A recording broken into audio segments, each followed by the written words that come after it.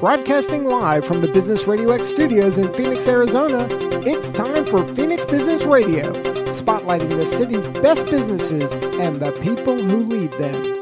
Welcome to 3C Amplified. I'm your host, Jacqueline DeStremps, here to highlight the businesses, nonprofits, and individuals collaborating to amplify their impact in the community. This series is sponsored by Another Hand Advantage, where I create marketing strategies for community-minded small businesses and nonprofits that fit your schedule and your budget while making your brand stand out in front of your audience.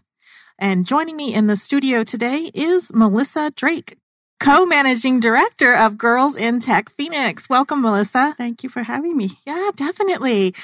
So we got just one guest today in the studio, but that's really exciting because then we get to talk all about Girls in Tech this entire time, which is good for me because I've heard the name before. I knew Girls in Tech Phoenix existed, but I don't really know much about Girls in Tech. And it wasn't actually until I think yesterday when I was reading over your profile information that Girls in Tech is actually a global organization. So let's start. Just tell me a little bit about yourself, Melissa, and a little bit about your involvement with Girls in Tech Phoenix. All right. Let's see, where do I start? I'm a former engineer. Mm-hmm. I used to work for NASA as a contractor at Johnson Space Center when the shuttle was still active. Mm-hmm. And after that, I came out here with my husband and I started working with Motorola and on semiconductor as a product manager. And 9/11 happened and half of my group got laid off.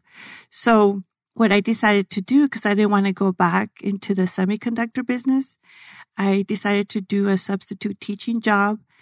And I got the bug and went back to school, and I've been teaching for 12 years. I teach math. I've taught engineering and IT. And I'm doing that right now at Shadow Ridge High School for Dysart School District. So that's where I'm at now, career-wise. And let's see, 3 or 4 years ago, Girls in Tech Global has this conference called the Catalyst Conference. So I got invited by ASU. So I was able to take a couple of hours off from my teaching schedule and I went. And I was just amazed because all the individuals that were there were telling their personal stories of success and failures. They had the founder of Match.com. And she told her story and how, she ended up selling it for a lot less than she should have gotten and so forth and so on. So, it's very humbling to come to this conference for these individuals to share that kind of thing. I was so impressed by it. I asked the CEO, do you have a chapter here? And she said, we used to, but not anymore. Would you like to revive it? So I said, okay. So myself and Rebecca Clyde, we started or revived the chapter 2.5 years ago. Oh, wow. And it's Girls in Tech is a global organization, as I said. And it's just amazing all the individuals you meet when you go to other events and you meet other managing directors from other countries. And it's just, we are all feeling the same kind of thing. Yeah. And basically what Girls in Tech does is we try to promote tech to younger kids, students, and also to women that want to make a change. If they want to start their own business or if they need advice on what to do to move up the corporate ladder and so forth and so on. So locally, we do a lot of different things that focus on that. So, for example, at the Microsoft store in Fashion Square once a month, the third Sunday from 1 to 3. And by the way, all our events are on Eventbrite. We have workshops for middle school kids. And it's great because Microsoft develops the content and we just publicize it and have the kids come for free.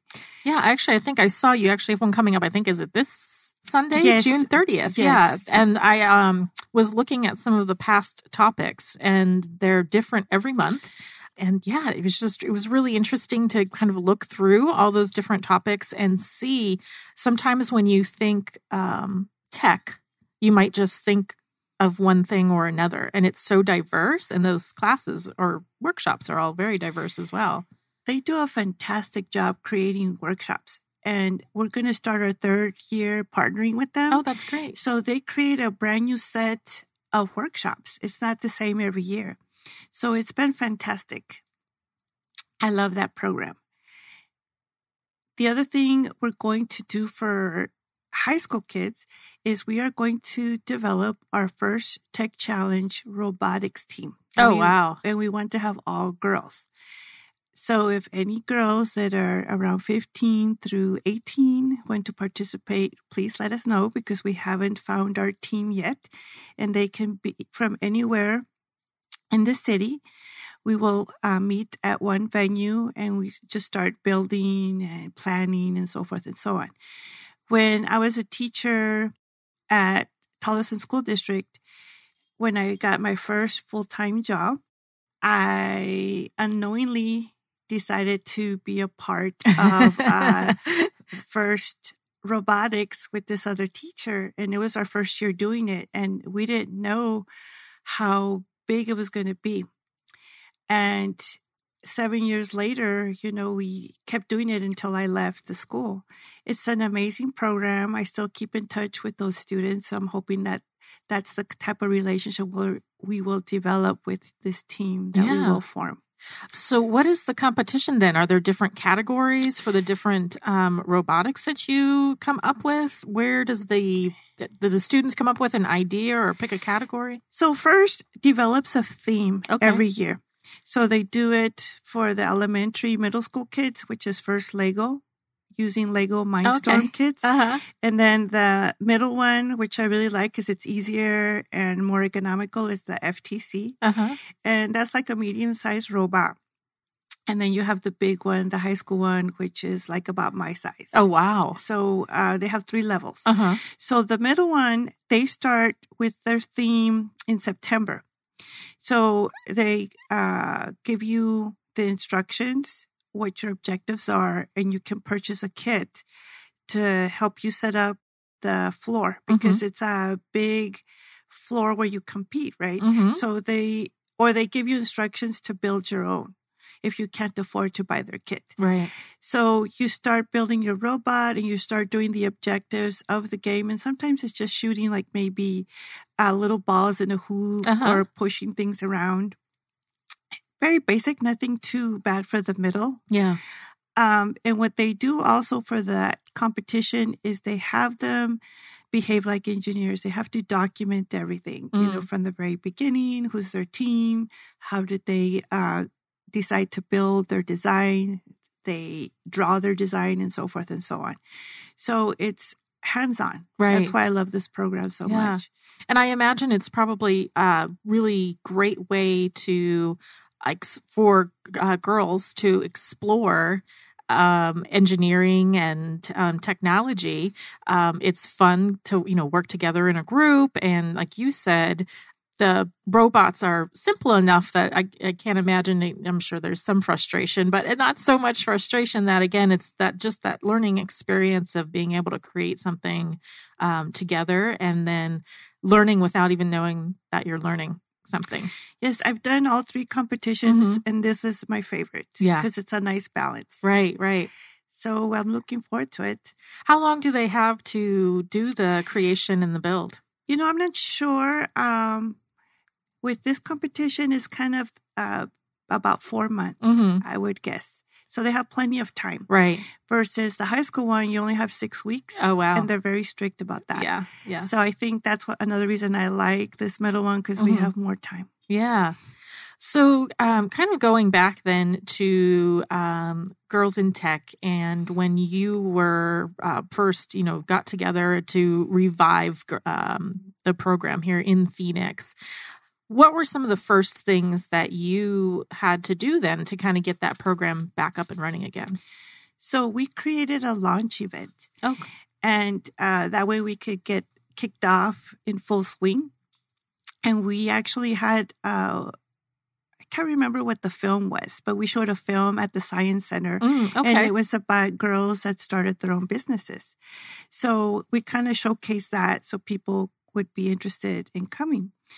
And I was actually one of the ones that planned the event, and it was so fun. And we had about 400 people come. Wow, that's great. So it was the perfect venue, the Science Center. Yes. Mm-hmm. So that's how we got started. And what we did also is, with the way the corporate global organization does their setup of chapters, they want to make sure that you have a full board and that you're set up before they actually approve you. Right. So we had that already situated. So we had different tables with different committees. So if people were interested in participating, it was like a recruiting tool for our chapter. Right. So that was really nice because that's where we gained some of our membership. Mm-hmm. So that's how we started. And what we did after that is I'm very big on planning, strategic planning. So we had a retreat and we decided, okay, what are we going to focus on? So we wanted to focus on students, middle school, high school, college, women that needed help with moving higher up or getting advice on entrepreneurship. Mm-hmm. So those were our main things for the year. So we started planning events based on those goals. And we still meet yearly to status if we're on target, if we're not on target, and we change things as need be. So we're like a little company. Yeah.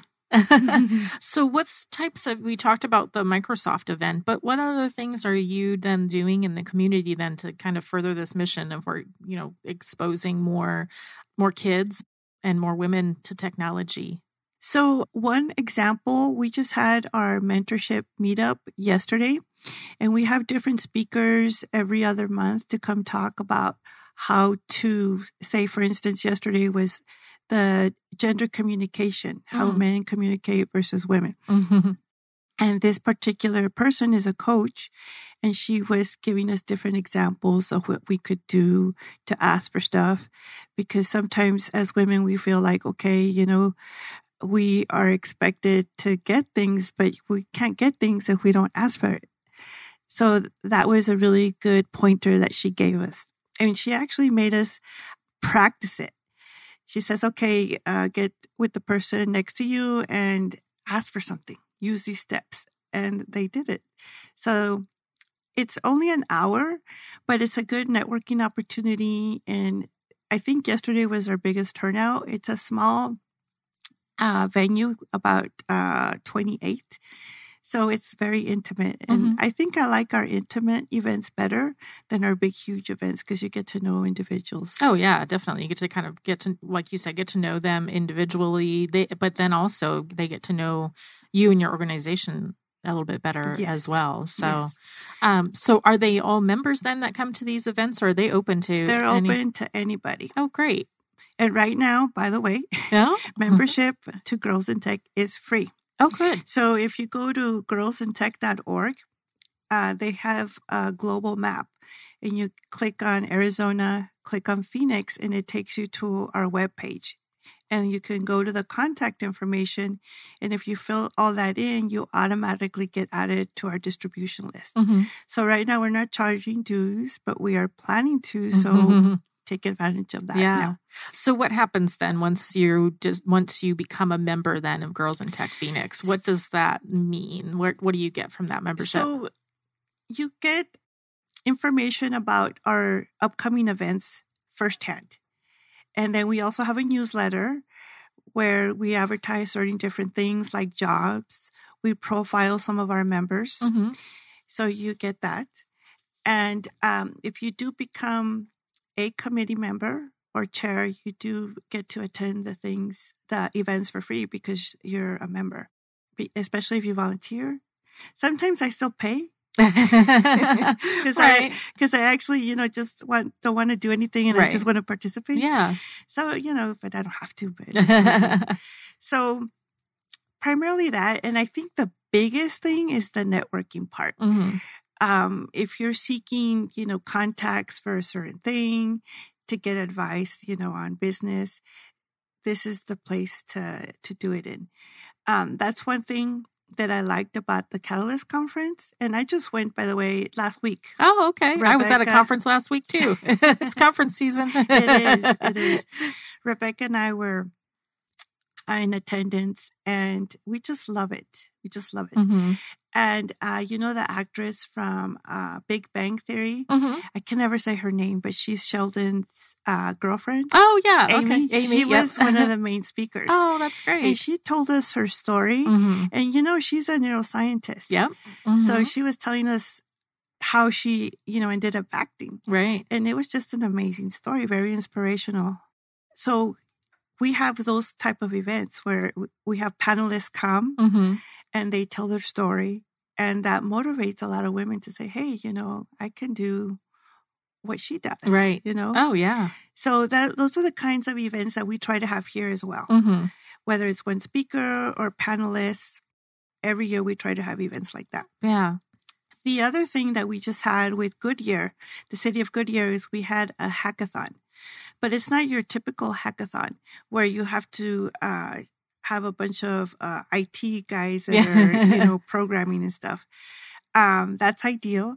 But the main point was to create a product or an app or a website, whatever, to benefit the community. Oh, wow. So that's how our hackathons work. Right. So yeah. And I think I saw something about those on the global site. So these are events that take place all over the country. So not just here in Phoenix. If somebody happens to be listening and they're outside of Phoenix, take a look at the Global Girls in Tech website, because that was one of the things that really kind of piqued my interest, is what types of events, and especially these hackathons where the focus is coming up with, like you said, something that's going to benefit the community. So what type of, is it everybody's working on one particular product, or is it various different ones? Like, for instance, with the Goodyear event? it works a lot like what they do with Startup Week. Okay. Or Startup Weekend. Mm-hmm. You come to the event with an idea, and there could be 100 people there. Mm-hmm. And you don't necessarily have to present your idea. If you don't want to, you can just participate. But you present your idea, and the participants vote on it. And the top 10 ideas get to be worked on. Oh, wow. And then those top 10 people Mm-hmm. pitch their idea again.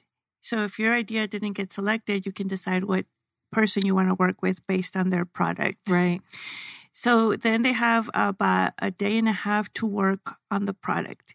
They do not necessarily have to complete the product, Mm-hmm. but the concept needs to be developed. Right.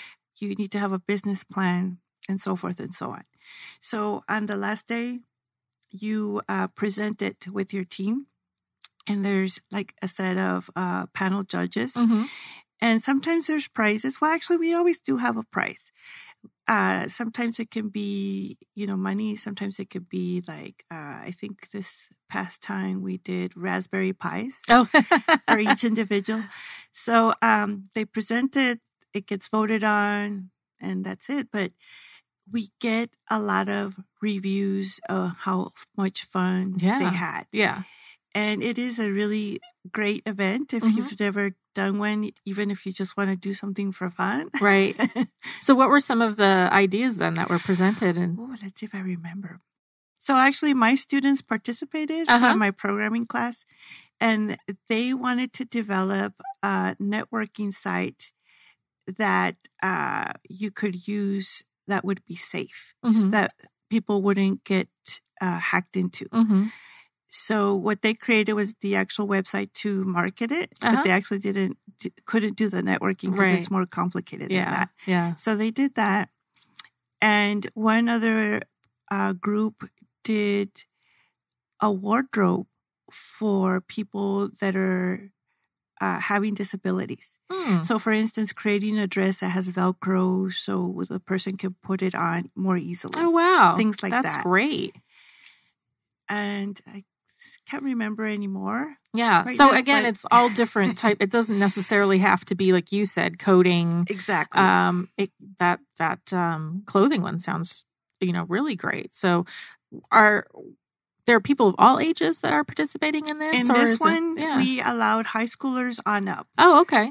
And we are going to do another one, which is called Hacking for Humanity. Mm-hmm. And that's a global girls in tech activity. Right. And we will focus on 2 nonprofits and see what they need. and the participants will need to develop something that based on that. Oh, that's great. So how are the nonprofits then? How do you narrow that down to 2? So we were just talking about that at our board meeting a couple of days ago. So we just said, okay, if you guys know of someone that has a need, just put it on the table. Mm-hmm. And we'll probably just select 2 since this is our first time doing it. Right. But we're open. So if any nonprofit is interested, let us know. Yeah. And again, it doesn't necessarily need to be a tech thing. Although, if that's probably one of the most difficult things, I guess I would say, for a nonprofit, if they're wanting something along those lines created for them, this might be a great way to get some traction on that. It could be as simple as creating an app for them to advertise what they do. Right. It could be that simplistic, or an app to find out what they need, like say if it's a clothing donation thing. Yes, like a wish list app. Yes. Yeah. Oh, that's great. Yeah. And when is that coming up? Did you have a date for November 9th and 10th. Oh, okay. Great. And we don't have a venue yet, but look on Eventbrite and you'll see the details forthcoming. Yeah. So with all these different types of events and such that you have, and being that your background, your most recent background is in teaching, what would you say are some of the things that get students interested in tech careers? I mean, we talked about the robot building, but what are some of the other things that you've seen that really kind of lights up students' eyes when you talk to them about tech or engineering that you kind of think sparks them in that direction? So I've tried different things because each kid thinks differently. Yeah. So a lot of it is the hands-on. So I try to do activities in the classroom where they have to do something, where they have to build something and collaborate with other kids. And there's this one activity that I do every year, and it's the Marshmallow Challenge. Oh. So you have to build a spaghetti tower with marshmallow. Oh, gosh. With one marshmallow. Oh. And tape. And string. So it's a challenge because no one uses the string, which is the key. Everyone wants to use the tape. So the challenge is to get it as tall as possible. Right. So I try to do things like that in the classroom because it's fun. It's not your typical thing, right? So with other things that I've done is I'll bring in speakers that tell them about curriculums at ASU or WestMec, or engineers that tell their story, just like with Catalyst. And that seems inspirational. Now, another thing I did recently was with SpaceX. They've been putting their launches on YouTube. Oh, yeah. So I was showing some of that to them. And there was one YouTube video that was really cool that was comparing 3 vehicles that are currently being used. The Boeing one, the SpaceX, and then the Russian one, and then they were comparing that to the space shuttle, and which one costs more, which one was more efficient, et cetera, and they really liked that. Yeah, because a lot of them didn't know about the space program. Oh, they didn't even know that we were back at it again. Right. So just exposing, because, for instance, a lot of girls feel, this is what we've heard, they don't want to pursue a technical career because they think it's just for boys. Right. And we're like, no, it's for anybody. So don't feel like it's just for boys. Right. And I imagine that a lot of that has to go back to, like you were saying when you were at the conference last week, and Mayim, I'm going to butcher her last name, so I won't even try, from Big Bang Theory was there to kind of talk about, which is actually kind of interesting because her story is a little bit of the reverse, how she started in neuroscience and then, went into acting. But I guess just seeing that exposure and hearing those stories and actually being able to relate to somebody. So I imagine that's a lot of, what Girls in Tech is about, is just making it more relatable. Exactly. Yeah. Exactly. You don't have to be super smart. And that's one of the points she made. She said, I had to work for my degree. Right. Nothing came easy for me. And the same for myself personally, when I got my engineering degree, it was difficult. But in one way, I had it very easy because when I was in 7th grade, at my school, they had exactly what I was talking about, where they had different speakers come and speak to us. We had like a career day every month.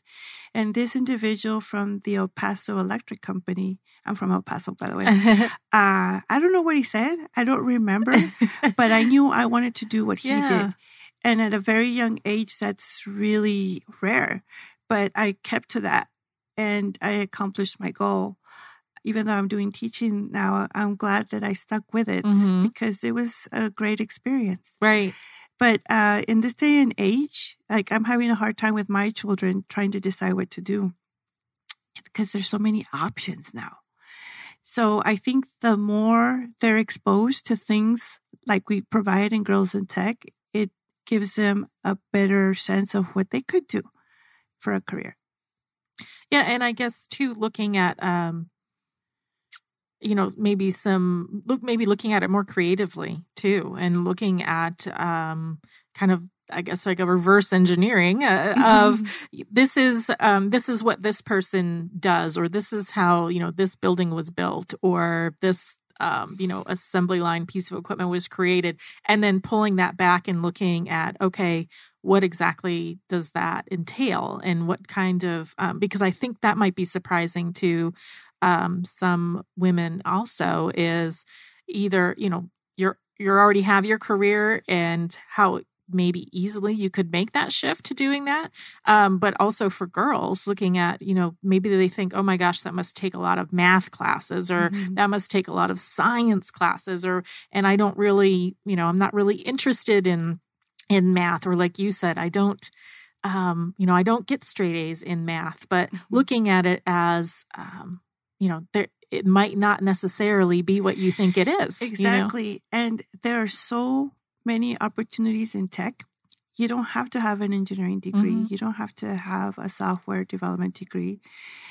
Many women on our board work in tech, but they don't have tech degrees. They may have marketing, accounting, and so forth, and so on. So we try to open other people's eyes that tech is not just for people with technology degrees. Right. And actually, that was a question I put on my final test. Do you have to have a tech degree to work in tech? Right. And the answer, of course, is no. Well, hopefully everybody got that one. So when you are, you said your board meets once a year to kind of look and plan what that is, plan out your year and, what your goals are and such. What is it entail then? You mentioned being on committees and things like that. So if somebody's wanting to get involved more so with Girls in Tech on that side of things, what kind of a commitment are you looking for? So we have about 8 committees. Oh, wow. One of the biggies is events because, of course, we plan lots of events. And that one's the most fun, I think. I oversee that one, and I actually do work for that one because throughout the years, I have become a really good event planner. I'm not sure why. I guess because working at a nonprofit for a long time, because I've been in a nonprofit or for nonprofits since I was a freshman. And so I've always been there developing or helping out to plan events. So that's one of the things that I'll always come in and help with if needed. So definitely we need people for that. We also have curriculum and career planning where we set a schedule of what kind of training do we want to provide our members and set classes or one-day workshops. And that's also fun.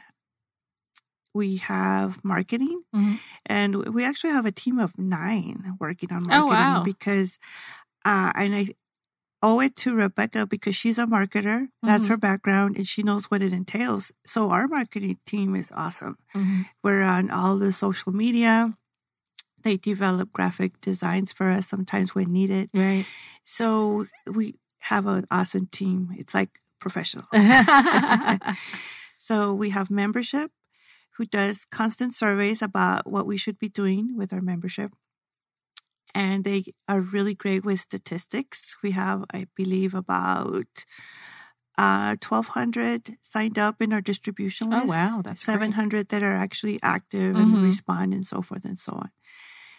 We have a finance person who is an actual accounting person who owns her own firm. And she helps us with that. Let's see what else. Isn't it interesting whenever you talk about finance, you never say, and 9 people are volunteering to help with that. Of course. Yeah. Of course. But, we're still pretty small, so we don't have anything complicated, really. So, I mean, her job is pretty easy. Yeah. Sponsorship, that one's very challenging to try to get companies or individuals to sponsor our events. Mm-hmm. And in fact, now that I remember, we are going to sponsor a big gala in March. We haven't pinpointed the date exactly yet, but I think it'll be the first weekend in March where we're going to invite top CEOs from top companies to participate. And also, that's how they would contribute as a sponsorship to Girls in Tech. And then they can network with each other about, business, whatever, community events. Right. So that's the first big event that involves that caliber of participants that's coming up. Yeah, and I was actually going to touch on, so you talked about kind of your partnership with the Microsoft stores and how well that has been as far as the those workshops go. What are some other partnerships, though, that you have in the community that have really helped you guys out with getting Girls in Tech and AZ back on track and to continue to grow and offer these events? Well, the one thing I haven't mentioned yet is our scholarship program. And we just launched that last year with the help of Axelsoft. They provided the funds and they also assisted with the selection process. And what we did is we selected 3 women to get training with Bodega. And that's a company that trains, they do like 6-week classes on different types of software development. That's the first thing that we've done to try to really find some help for women so they can start a new career. Mm-hmm. So what Axelsoft wants to do is they want to offer positions to these women firsthand as a result as well. So we're going to do that program again. I don't know if it'll be the same, but we're hoping to sponsor another set of women so they can get training and then eventually get hired by a tech company. Yeah. And so then is that open to women who are looking for a new career or maybe looking for their first real career? Or? Both. Both. Okay. Yes. Yeah. And it could be older, it could be younger, whatever. Right, right. So again, those partnerships, it sounds like, have been really helpful. They've been fantastic. Yeah. I don't think there's been anyone that said no. Right. We don't want to be a part of Girls in Tech. Right, right. And it's been great because slowly more people are learning about us and what we do, and they want to join in. And it has become a little bit overwhelming because we are volunteers. Right. So at our next strategic planning, we are going to focus on what are our top priorities because we can't do everything. Right. And then go from there. Yeah, yeah. And I would think that just from what we've talked about today, a lot of that, I think, revolves around just looking at and making tech seem more accessible to girls and women, kind of taking some of those misconceptions out of it and thinking that tech is all techie. And then also, I think looking at, sometimes, this day and age, I guess, a lot of times tech kind of gets a bad rap for look what we're, tech's taking over and look at everything that's going, so bad now because of all this technology and people aren't talking to one another and people think a relationship is all online and that kind of thing. But if you look at the flip side of it, and I think that goes along with your the hackathon and the things like that you're doing, look at all the good that can come of that. So for somebody out there who's really looking to make a difference in their community, maybe looking at starting just out with the hackathon or being able to get involved with Girls in Tech in that way and looking for ways that we can move that tech back into a way of helping in the community, doing more good for the world, helping out in looking at like social entrepreneurship and the types of things that can be brought about with that technology that maybe weren't so accessible before. Right. And I'm finding that more companies are becoming social companies. Mm-hmm. And that is so cool because they want to help the community. Yeah. And what we've learned is you get more job satisfaction if you help somebody out. Mm-hmm. So that's the kind of job that, I would want to have. And we recommend that for anyone because it doesn't matter how much money you make. If you feel, of course, if you love your job or you feel like you're helping somebody, that's awesome. Mm-hmm. That's a wonderful job. So I've learned more about companies that are doing this. And actually, when we were at the Catalyst conference, they had another activity at the same time called Amplify, where they had 5 companies pitch their business idea. And most of them, I think actually all of them were community based. Yeah. So that was really amazing. And again, I think more people are doing that. Mm-hmm. If you look at Shark Tank, it's that same thing. A lot of them are, to make a better life for people or pets. I just saw a pet one the other day. Yeah, really taking a look at what the need is and then looking kind of within yourself or your company and seeing how you can help, fulfill that need. And I mentioned, I was at a conference last week as well. I was at the Points of Light conference last week in St. Paul. And it was just amazing to me to see so many, not just nonprofits, but also companies who were there who were looking at ways that they could better partner with nonprofits, not just to offer a volunteer activity for their employees, but what ways could they offer their employees skills. A lot of the switch now is being made to, the skills-based volunteering where you might work for a company and say at that company you're an accountant or you're in finance, but one of your hobbies happens to be, I don't know, maybe coding or, creating graphics on the side or something to that effect. So instead of going to your employees and saying, okay, we're going to go do this activity today and we're all going to go paint a fence, and a couple of people are going to be like, that's exciting. I love to paint fences. But other people are going to be like, oh, is this really the best use of my time? And offering up those opportunities to everybody in the company where they're looking at what their actual skills are, not just necessarily what they do for the company. It could be something that they do outside of the company, hobbies, interests that they have, and utilizing that to help out the nonprofits in their communities. Yes, that would be great.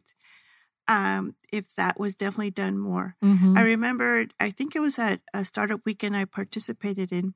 There was one woman that actually that was her product to try to get a company. I can't remember if it was like Microsoft or something like that, where those employees could teach school. Mm-hmm. Like maybe they would take 1 hour a day and go to a campus and teach, say, engineering. Yeah. Especially if that school didn't have those kinds of teachers. So the concept was really great.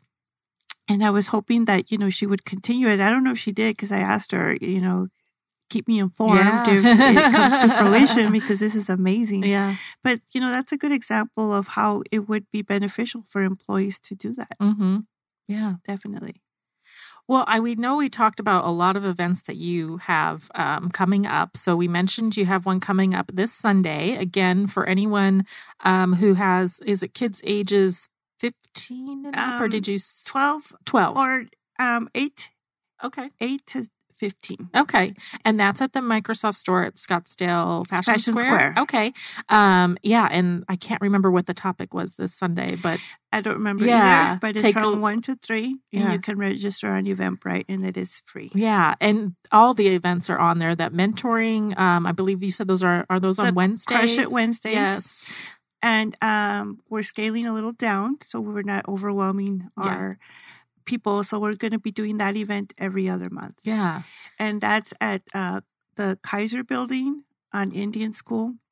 Can't remember the cross street. But anyway, we have those every other month, the last Wednesday of each So month. lots of different ways to get involved in Girls in Tech. And then also lots of different ways for if you have a young girl in your life and you're wanting to get them exposed to what that really means to have a career in tech, what that looks like, not necessarily has to be what you may think it is.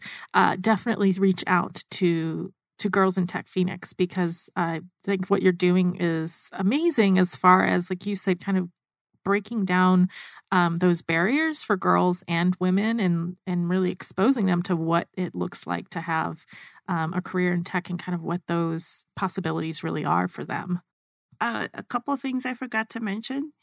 As far as activities, in September, we are going to have 2 other workshops for middle schoolers and high schoolers. One is on machine learning. Can't recall what the other one is, but those are coming up as well. And Great. Those are just like one-day events. Yeah. This I always mention because I'm part of another group called the Society of Hispanic Professional Engineers, and that's the nonprofit that I've been a member of since I was a freshman. Mm-hmm. And they are coming to town, so maybe you can interview them as well. Oh, yeah. Their national conference will be here the last week of October. Great. And what was give that full name again? It's the Society of Hispanic Professional Engineers. Great. And they're going to be having a conference here in Arizona. Yes. Oh, great. The last week of October. All right. And they do the same kind of thing where they develop their membership, their leadership skills. They help them with pursuing engineering, STEM jobs. They do a pre-college program for the local kids to expose them to engineering. Oh, wow. So I'm hoping to take my students Oh, to yeah. that, Oh, for yeah. sure. That would be great. They also have a hackathon, Mm-hmm. and their prizes are actually better. I don't know. A pie sounds pretty good to me. What they do for their technical events, those are aimed for college students, so that's why they give a little more money. And they group teams from different schools. Oh, okay. So they don't know each other. Oh, wow. So that's an amazing organization. Yeah. So many great things coming up. Yes. Well, thank you so much. I think we covered so much information today. So I do want to give you a moment here. Just if somebody wants to reach out and contact you or get in touch with Girls in Tech, let them know how to do that. Otherwise, once this is posted on the Phoenix Business Radio X website as a podcast, we'll definitely have all of the contact information there, website and social. But for anyone who's listening right now and they're like, I can't wait for that to go up on the website, I need to know more about this now. What's the best way for them to get more information about Girls in Tech Phoenix? So 2 ways. You can be added automatically to our distribution list if you go to www.girlsintech.org and just find us on that global map and just enter your information there. But if you're really, really in need of talking to someone, you can contact me via email, melissa.drake@girlsintech.org. Great. Well, thank you so much for being on today and talking to us all about Girls in Tech and women in tech and tech in general. I can't wait to kind of hear some more about the events once they take off here, and definitely that robot competition too. That sounds amazing. So yes, if you're listening to this and you have a girl in your life that you think would love to do this robot competition, that sounds awesome. I forgot to ask, the competition, is it open to the public then to watch the competition? Yes. Oh, great. Yes. And they have it in different venues. Okay. It's not just one competition, it's several. And typically they're hosting them at schools, like different high schools, for example. So we don't know the schedule yet. They don't really disclose anything until the official kickoff of the event, which will be in September. Okay. Well, great. Well, thank you so much, Melissa. Thank you for having me. This was so fun. Oh, good. Well, glad you liked it. You've been listening to 3C Amplified, where we share how others are connecting, creating, and collaborating to amplify their impact. And we hope we've inspired you to do the same in your community. Until next time, I'm Jacqueline Destremps with Another Hand Advantage.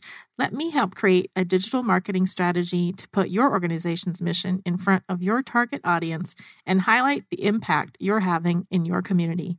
Visit anotherhandadvantage.com to learn more and connect.